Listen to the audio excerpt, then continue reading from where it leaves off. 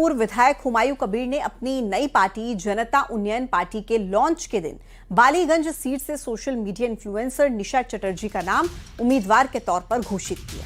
लेकिन अब अचानक उनका नाम वापस लेने के बाद सियासी विवाद खड़ा हो गया। पार्टी प्रमुख हुमायूं कबीर ने दावा किया कि वायरल रील्स और सोशल मीडिया पर सामने आई तस्वीरों के चलते निशा चटर्जी को उम्मीदवार बनाए रखना संभव नहीं था, जबकि निशा चटर्जी ने इस फैसले के पीछे धर्म को वजह बताया।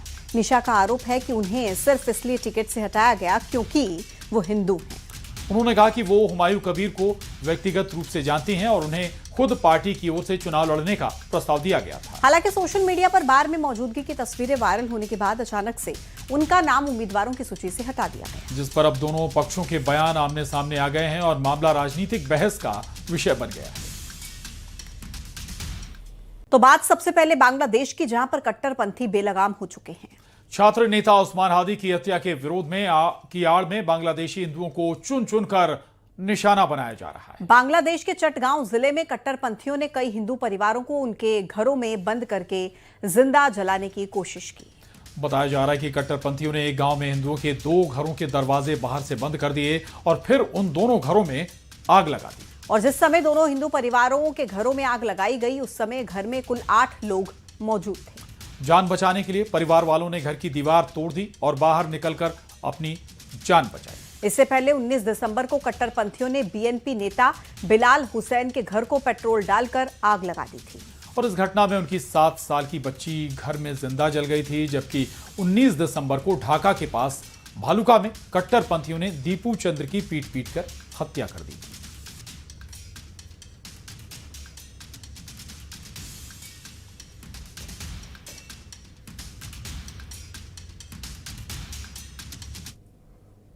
और बांग्लादेश में हिंदुओं के साथ हो रही बर्बरता, हमलों और मौजूदा हालातों पर बागेश्वर धाम के पीठाधीश्वर पंडित धीरेन्द्र कृष्ण शास्त्री का बड़ा बयान आया है। बाबा बागेश्वर ने कहा कि अगर हिंदू एक नहीं हुए तो भारत में भी हालात ऐसे होंगे।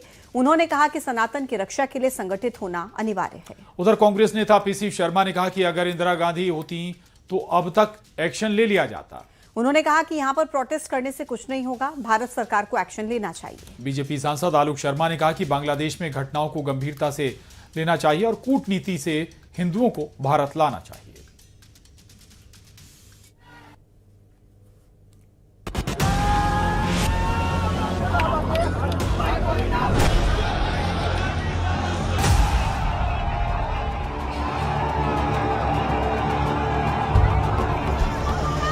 बांग्लादेश में हिंदुओं पर हो रहे अत्याचारों को लेकर मध्य प्रदेश में लगातार बयानबाजी जारी है। मंगलवार को दिल्ली से भोपाल समेत देश भर में हिंदू संगठनों ने जोरदार प्रदर्शन किया। अब बागेश्वर धाम के पंडित धीरेन्द्र शास्त्री का बांग्लादेश में भड़की हिंसा को लेकर एक बड़ा बयान सामने आया है। धीरेन्द्र शास्त्री ने कहा, अगर हिंदू एक नहीं हुए तो भारत में भी ऐसे ही हालात होंगे। बांग्लादेश में परसों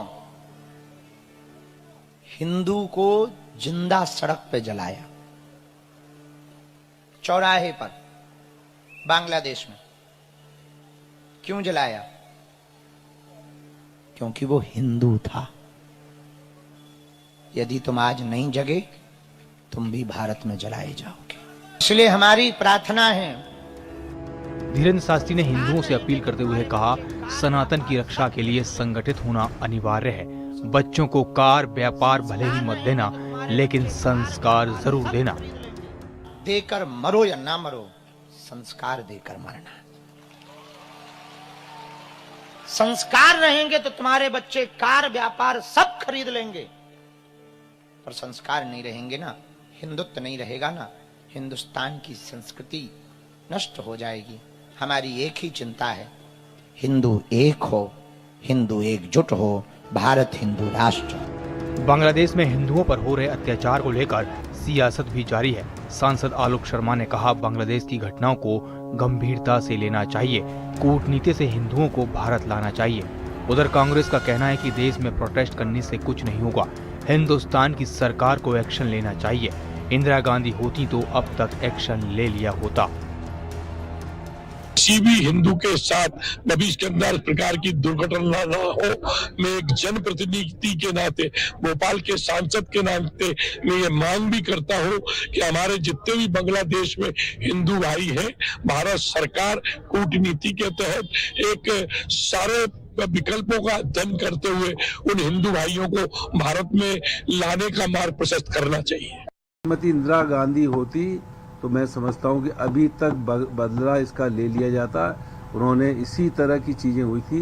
पाकिस्तान जो है बांग्लादेशियों पे उस समय प्रताड़ित कर रहा था, तो उन्होंने पाकिस्तान के 2 टुकड़े कर दिए थे। आज वो नेतृत्व नहीं है कि जो बांग्लादेश आज की तारीख में वहाँ मिलिट्री भेज के शेख हसीना को फिर से वहाँ पे राष्ट्रपति प्रधानमंत्री बना देना था। मिस्टर यूनुस को गिरफ्तार करके जेल भेज देना चाहिए। बांग्लादेश में दिन प्रतिदिन हालात खराब होते जा रहे हैं। हिंसा में हिंदुओं को टारगेट किया जा रहा है। अब देखना होगा बांग्लादेश में हिंदुओं पर हो रहे अत्याचारों को लेकर भारत सरकार का क्या रुख रहता है। Bureau report, news 18।